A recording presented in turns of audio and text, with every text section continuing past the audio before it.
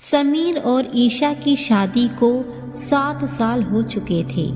बाहर से देखने वालों के लिए वे एक परफेक्ट कपल थे। इंस्टाग्राम पर उनकी छुट्टियों की तस्वीरें देखकर लोग कपल गोल्स के कमेंट करते थे। समीर का सफल करियर और ईशा का अपना काम, सब कुछ तो था उनके पास, पर शायद बाहर की चमक धमक जब घर के दरवाजे के अंदर दाखिल होती थी तो फीकी पड़ जाती थी। उस घर में एक जहर फैल रहा था। वो जहर किसी बोतल में नहीं था, बल्कि उन छोटी छोटी बातों में था जिन्हें वे रोज अनदेखा कर रहे थे। इसकी शुरुआत बहुत मामूली थी।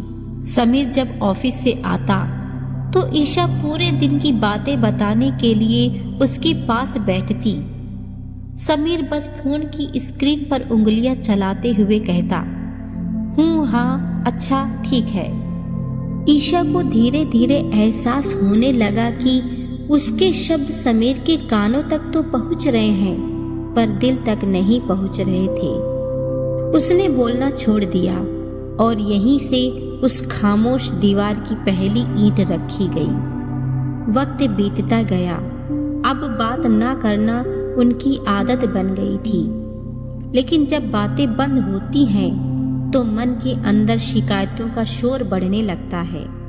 समीर को अब ईशा के बनाए खाने में स्वाद नहीं बल्कि कमियां दिखने लगी। वो अक्सर कहता, मेरी माँ तो सब संभाल लेती थी, तुम्हें पता नहीं क्या हो गया है। जवाब में ईशा भी चुप नहीं रहती। वह समीर की पुरानी नाकामियों को कुरेदती। अब उनके बीच बातचीत नहीं होती थी, सिर्फ वार होते थे। शब्दों के ऐसे वार जो दिखते नहीं थे पर घाव गहरा कर जाते थे। एक शाम डाइनिंग टेबल पर सन्नाटा पसरा था। सिर्फ बर्तनों के टकराने की आवाज आ रही थी। समीर ने अचानक थाली खिसकाई और बोला, आज खाने में नमक फिर से कम है ईशा। ईशा ने अपनी आंखों के पानी को अंदर ही दबाया और शांति से समीर की ओर देखा।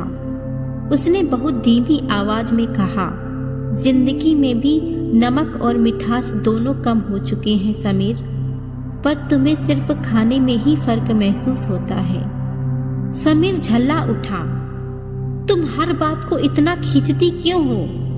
आखिर प्रॉब्लम क्या है तुम्हारी? ईशा उठी और खिड़की के पास जाकर खड़ी हो गई। बाहर अंधेरा था, ठीक वैसा ही जैसे उसके अंदर घर कर गया था। उसने पलटकर कहा, प्रॉब्लम ये है समीर कि हम एक ही बिस्तर पर सोते तो हैं, पर हमारे बीच मीलों की दूरी है। हम एक छत के नीचे दो अजनबियों की तरह रह रहे हैं, जो एक दूसरे को सिर्फ बर्दाश्त कर रहे हैं, प्यार नहीं। समीर को जैसे पहली बार करंट लगा था। उसे एहसास हुआ कि उसने अनजाने में सही उस इंसान को खो दिया है जो कभी उसके मुस्कान के लिए घंटों इंतजार करती थी।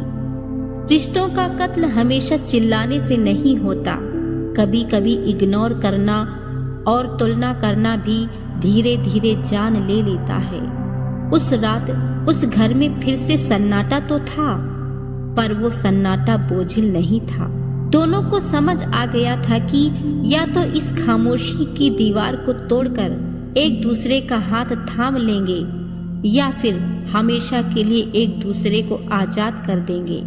क्योंकि रिश्तों में छुपा जहर बाहर से नहीं आता, वो हमारी अपनी शिकायतों से पैदा होता है, जिन्हें हम वक्त रहते सुलझाते नहीं।